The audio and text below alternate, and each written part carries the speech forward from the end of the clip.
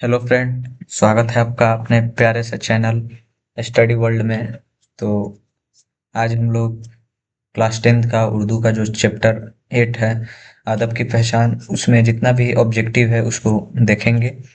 तो आइए स्टार्ट करते हैं। क्वेश्चन नंबर 1 पूछा गया है कि अदब की पहचान किस किस्म की नसरी तख्लीक है। तो इसमें पूछा गया है कि अदब की पहचान किस किस्म की नसरी तख्लीक है। तो पहला है तनकीदी, दूसरा है तारीखी, तीसरा है हकीकी और चौथा इनमें से कोई नहीं। तो इसका ऑप्शन हो जाएगा ए कि ये तनकीदी है।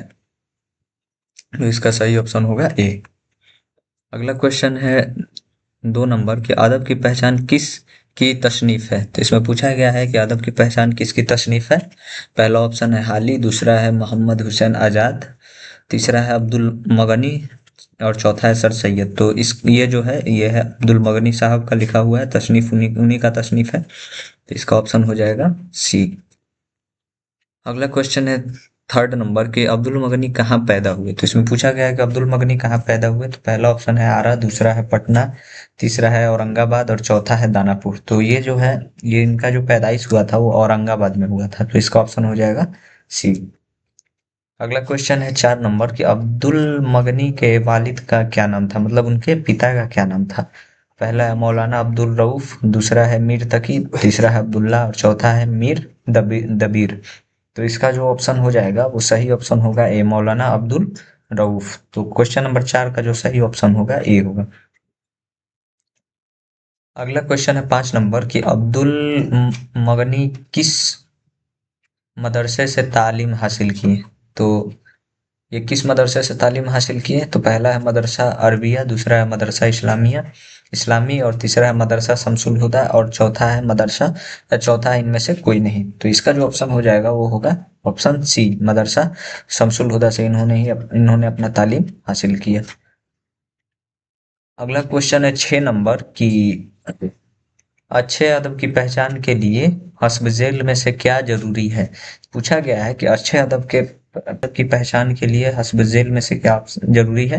पहला ऑप्शन है असलूब बयान की कमी, दूसरा है सिर्फ असलूब बयान, तीसरा है अछूता असलूब और अनोखी मानोयत और चौथा इनमें से कोई नहीं। तो यहाँ एक वर्ड आया है असलूब। तो असलूब के माने होता है स्टाइल।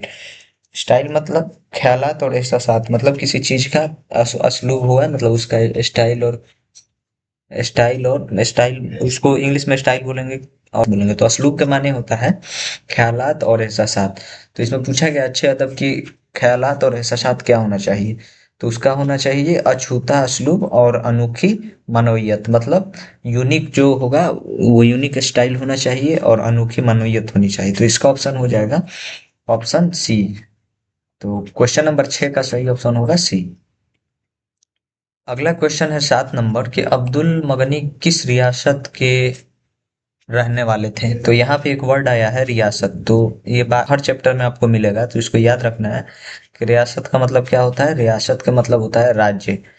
दो वर्ड एकदम जबान पे रहना चाहिए, रियासत और सियासत। तो रियासत मतलब राज्य और सियासत मतलब पॉलिटिक्स होता है। तो इसमें पूछा गया है कि अब्दुल मगनी किस रियासत के रहने वाले थे। तो ये हो गया आपके बिहार राज्य के रहने वाले थे। अभी तक हम लोग जितना चैप्टर पढ़ा सब लोग लगभग एक सर सैयद अहमद खान को छोड़ के बाकी सब लोग बिहार के ही रहने वाले हैं। तो इसका ऑप्शन हो जाएगा डी। अगला क्वेश्चन है 8 नंबर कि अब्दुल मगनी की पैदाइश कब हुई। तो इसमें पूछा गया कि अब्दुल मगनी की पैदाइश कब हुई। तो पहला ऑप्शन है 1920, दूसरा है 1930 और तीसरा है 1934 और चौथा है 1940। तो इसमें इसमें जो ऑप्शन होगा सी ऑप्शन सही होगा। 1934 में उनका पैदाइश हुई। तो ऑप्शन जो होगा सी वो सही ऑप्शन होगा। अगला क्वेश्चन है 9 नंबर। इसमें पूछा गया है किसकी किताब है, मतलब पूछा गया है कि किसकी किताब है। इकबाल और आलमी अदब किसकी किताब है। तो इकबाल और आलमी अदब किसकी किताब है। पहला है हाली, दूसरा है अब्दुल मगनी, तीसरा है इकबाल और चौथा है गालिब। तो यहाँ तो चैप्टर चल रहा है अब्दुल मगनी साहब का ही, तो उसमें से तो कंफ्यूजन नहीं होगा, लेकिन एग्जाम में जो आएगा वहां से मिक्स क्वेश्चन आता है। तो इसको याद रखना है क्योंकि किताब से बहुत ज्यादा क्वेश्चन पूछे जाते हैं कि ये किताब किसका लिखा हुआ है, इसका राइटर कौन है, ये चैप्टर किसका लिखा हुआ है। ये सब बहुत कंफ्यूजन वाला सवाल होता है, तो इसको याद रखना होता है। तो इकबाल और इल्मी आलमी अदब जो लिखा हुआ था वो अब्दुल मगनी साहब का था, तो इसका ऑप्शन हो जाएगा बी। अगला क्वेश्चन है 10 नंबर कि अब्दुल मगनी किस कॉलेज से सुबकदोश हुए। तो इसमें पूछा गया है कि अब्दुल मगनी किस कॉलेज से सुबकदोश हुए। तो पूछा गया है कि ये किस कॉलेज से सुबकदोश हुए, मतलब इन्होंने इनका जो रिटायरमेंट हुआ वो किस कॉलेज से हुआ। पहला है पटना कॉलेज, दूसरा है बीएन कॉलेज, तीसरा है साइंस कॉलेज और चौथा है हुसैन कॉलेज। तो ये जो थे वो पटना कॉलेज से पटना कॉलेज में वो मुलाजिमत करते थे और वहीं से वो सुबकदोश हुए, मतलब वहीं से वो रिटायर हुए, नौकरी से फारिग हुए। तो सुबकदोश का मतलब क्या होता है, नौकरी छोड़ देना, मतलब नौकरी से फारिग होना और रिटायरमेंट हो जाना। तो इसका सुबकदोश का मीनिंग याद रखना है। और ये कहाँ से सुबकदोश हुए, तो किस कॉलेज से हुए, तो पटना कॉलेज, ऑप्शन ए सही होगा। क्वेश्चन नंबर 11 में पूछा गया है अब्दुल मगनी ने कितनी किताबें लिखी। तो ये क्वेश्चन अच्छा हो सकता है, इसको याद रखना है। ये क्वेश्चन थोड़ा अच्छा क्वेश्चन है, तो इसको याद रखना है कि अब्दुल मगनी ने कितनी किताबें लिखी। तो पहला ऑप्शन है 15, दूसरा है 17, तीसरा है 20 और चौथा है 25। तो उन्होंने कुल कितनी किताबें लिखी, उन्होंने 20 किताबें लिखी। तो इसका ऑप्शन हो जाएगा सी, सही ऑप्शन होगा सी। अगला क्वेश्चन है 12 नंबर कि अब्दुल मगनी किस सिन्फ के लिए जाने जाते थे। तो वो किस सिन्फ के लिए जाने जाते थे, तो पहला ऑप्शन, थोड़ा इसमें करेक्शन है, पहला ऑप्शन होगा मर्सिया। तो इसमें मर्स लिखा गया है, तो पहला मर्सिया होगा, दूसरा गजल होगा, तीसरा मसनूई होगा और चौथा तनकीद होगा। तो किस सिन्फ के लिए जाने जाते थे, तो वो तनकीद के लिए जाने जाते थे, तनकीद निगारी ज्यादा करते थे। तो इसका सही ऑप्शन होगा डी। अगला क्वेश्चन है 13 नंबर कि अब्दुल मगनी ने किस कॉलेज से मुलाजिमत का आगाज किया। तो किस कॉलेज से मुलाजिमत का आगाज किया, तो पिछले क्वेश्चन में हम लोगों ने देखा कि वो किस कॉलेज से सुबकदोश हुए, मतलब किस कॉलेज से सुबकदोश हुए, यानी कि उन्होंने रिटायरमेंट लिया या नौकरी से फारिग हुए। और इसमें पूछा गया है कि किस कॉलेज से उन्होंने मुलाजिमत का आगाज किया। तो पहला ऑप्शन है जैन कॉलेज और दूसरा है पटना कॉलेज, तीसरा है साइंस कॉलेज और चौथा है दानापुर कॉलेज। तो उन्होंने पटना कॉलेज से अपनी मुलाजिमत का, अपने करियर का, टीचिंग करियर था, उन्होंने पटना कॉलेज से स्टार्ट किया था। तो इसका ऑप्शन हो जाएगा बी। अगला क्वेश्चन है 14 नंबर कि अब्दुल मगनी ने किस मजमुए से एमए किया। तो इस क्वेश्चन को याद रखना है, बहुत अच्छा क्वेश्चन हो सकता है, क्योंकि जो उर्दू के राइटर थे, लेकिन उन्होंने किस सब्जेक्ट से एमए किया। तो इसको याद रखना है, ये बहुत अच्छा क्वेश्चन होगा। पहला ऑप्शन है उर्दू, दूसरा है फारसी, तीसरा है अंग्रेजी और चौथा है नफ्सियात। तो नफ्सियात के माने होता है साइकोलॉजी, साइकोलॉजी को ही हम लोग नफ्सियात बोलते हैं। उर्दू तो उर्दू लैंग्वेज हो गया, फारसी लैंग्वेज हो गया, अंग्रेजी को, इंग्लिश को अंग्रेजी बोलते हैं। तो उन्होंने जो था मगनी साहब थे, वो जो थे एमए किए थे अंग्रेजी से। तो यहाँ कंफ्यूज नहीं होना है कि उर्दू का राइटर है तो अंग्रेजी से एमए किए होंगे, तो इसको याद रखना, अच्छा क्वेश्चन हो सकता है। उन्होंने अंग्रेजी से एमए किया था, तो 14 का ऑप्शन सही होगा सी। अगला क्वेश्चन है 15 नंबर की ज्यादा ज्यादा एतदाल का ताल्लुक किस सिन्फ से है। तो ज्यादा एतदाल का ताल्लुक किस सिन्फ से है। पहला है तनकीद, दूसरा है मजमून, तीसरा है दास्तान और चौथा है अफसाना। तो ज्यादा एतदाल किसका है, वो है दास्तान से, मतलब 15 का जो, सॉरी, तनकीद से। तो 15 का ऑप्शन हो जाएगा ए, तनकीद से। अगला क्वेश्चन है 16 नंबर की अब्दुल मगनी की वफात कब हुई। इसमें पूछा गया है कि उनका इंतकाल कब हुई, यानी मृत्यु कब हुई। तो इस पहला ऑप्शन है 2002, दूसरा है 2004, तीसरा है 1998 और चौथा है 2006। तो इनका जो मृत्यु था यानी इंतकाल था वो कब हुआ था, 2006 में हुआ था। तो 2006 ऑप्शन डी होगा, वो सही होगा। अगला क्वेश्चन है 17 नंबर की इनमें से कौन सी किताबें अब्दुल मगनी की है। पहला है बेजड़ के पौधे, दूसरा है अनोखे मुस्कुराहट, तीसरा है तस्कीले जदीद, चौथा है दरिया। तो यहाँ एक क्वेश्चन याद रखना है कि उन्होंने, उनका जो दो किताब था वो बहुत अच्छा किताब था। पहला है तस्कीले जदीद और दूसरा है जादाए एतदाल। तो इसमें क्वेश्चन नंबर जो हम लोग देखे थे 15 में, तो 15 नंबर जो क्वेश्चन था उसमें पूछा गया ज्यादा एतदाल का ताल्लुक किस सिन्फ से है। तो जो तनकीद का था वो दो किताब था, बढ़िया किताब, तस्कीले जदीद और ज्यादा एतदाल। तो यहाँ पूछा गया है क्वेश्चन नंबर 17 में कि इनमें से कौन सी किताब अब्दुल मगनी की है। तो बेजड़ के पौधे, अनोखी मुस्कुराहट, तश्कीले जदीद और चौथा है दरिया। तो उनका जो किताब था वो तश्कीले जदीद था, मतलब ऑप्शन सी, सी ऑप्शन सही होगा। अगला क्वेश्चन 18 नंबर के, डॉक्टर अब्दुल मगनी का कौन सा मजमून आपके निसाब में शामिल है। पूछा गया है कि आपके निसाब में डॉक्टर अब्दुल मगनी का कौन सा मजमून शामिल है।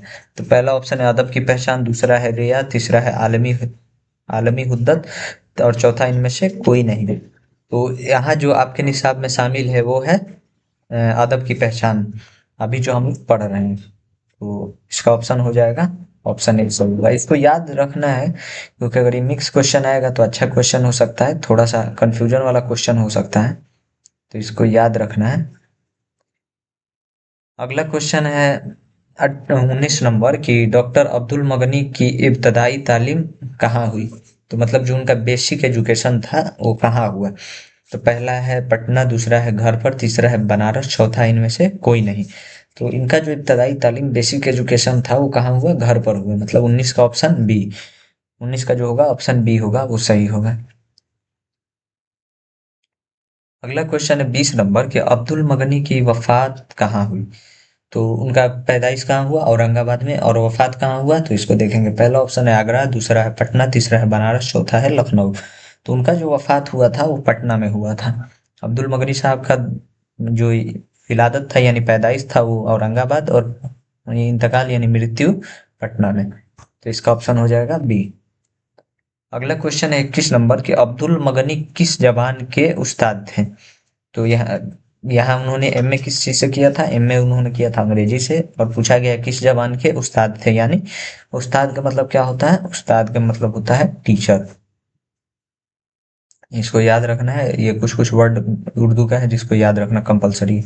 तो उस्ताद का मतलब क्या होता है, टीचर।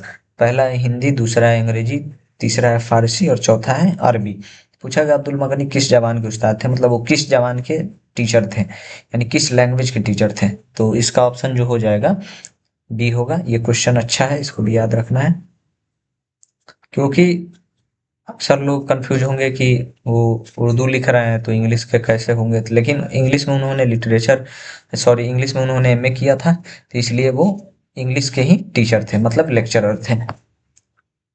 अगला क्वेश्चन है 22 नंबर की, इसमें पूछा गया है कि पटना कॉलेज में डॉक्टर अब्दुल मगनी की बहाल किस हैसियत से हुई। तो आगे पिछला क्वेश्चन में पूछा गया था कि किस सब्जेक्ट के टीचर थे, इसमें पूछा गया है कि किस हैसियत से बहाली हुई, मतलब किस ओहदे पर उनका बहाली हुआ। पहला ऑप्शन है लेक्चरर, दूसरा है क्लर्क, तीसरा है प्रिंसिपल और चौथा इनमें से कोई नहीं। तो उनका जो किस पोस्ट पे बहाली हुआ, तो उनका पोस्ट जो था वो लेक्चरर का था, यानी उनका लेक्चरर के ओहदे पर बहाली हुआ। तो 22 का ऑप्शन हो जाएगा ए, जो सही ऑप्शन होगा ए। अगला क्वेश्चन है 23 नंबर, इसमें पूछा गया है अब्दुल मगनी ने कहाँ तक तालीम हासिल की।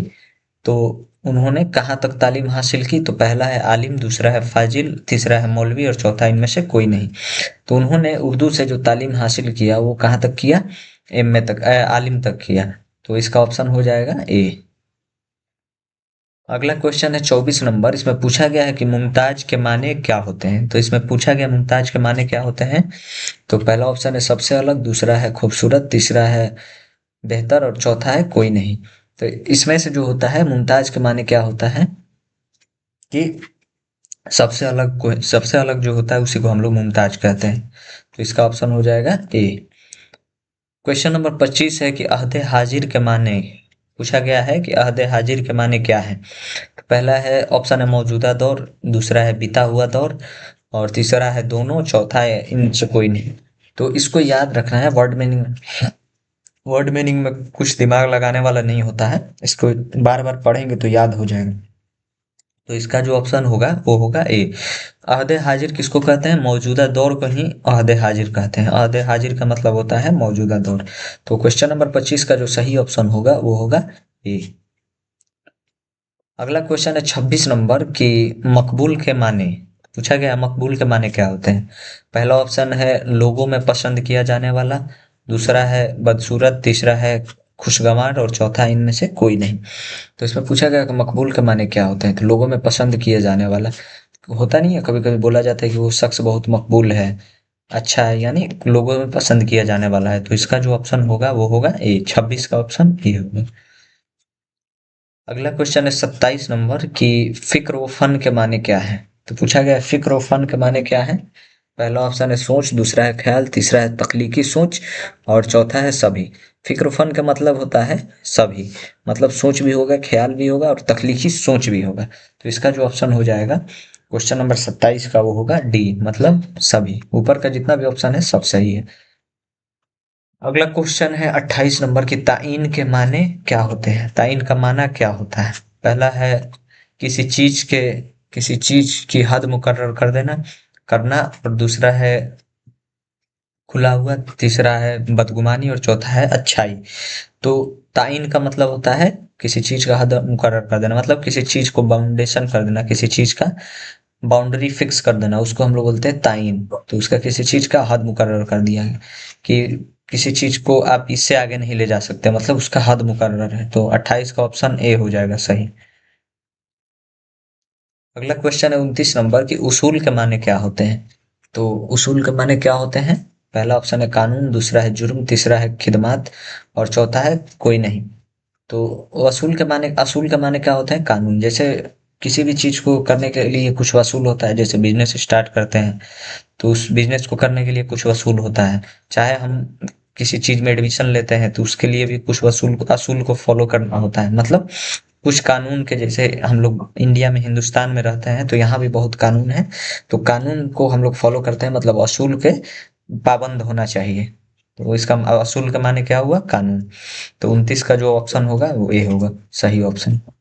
अगला क्वेश्चन है 30 नंबर, इसमें पूछा गया है नाकाबिले तकसीम के माने क्या है। तो इसमें पूछा गया नाकाबिले तकसीम के माने क्या है, जिसको बांटा ना जा सके, दूसरा है बांटने वाला, तीसरा है सबका हिस्सा और चौथा इनमें से कोई नहीं, मतलब कोई नहीं। तो नाकाबिले तकसीम का मतलब क्या होता है, जिसको बांटा ना जा सके, मतलब नाकाबिल मतलब नहीं होने वाला, और तकसीम मतलब तो हम लोग मालूम है कि बांटना होता है।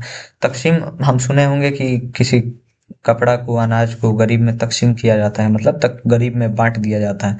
तो नाकाबिले तकसीम का मतलब होता है जिसको बांटा ना जा सके। तो इसका जो सही ऑप्शन है वो होगा 30 का ऑप्शन नंबर ए, नाकाबिले तकसीम का मतलब जिसको बांटा ना जा सके। तो थैंक यू, आप सभी को जुड़ने के लिए बेहद शुक्रिया।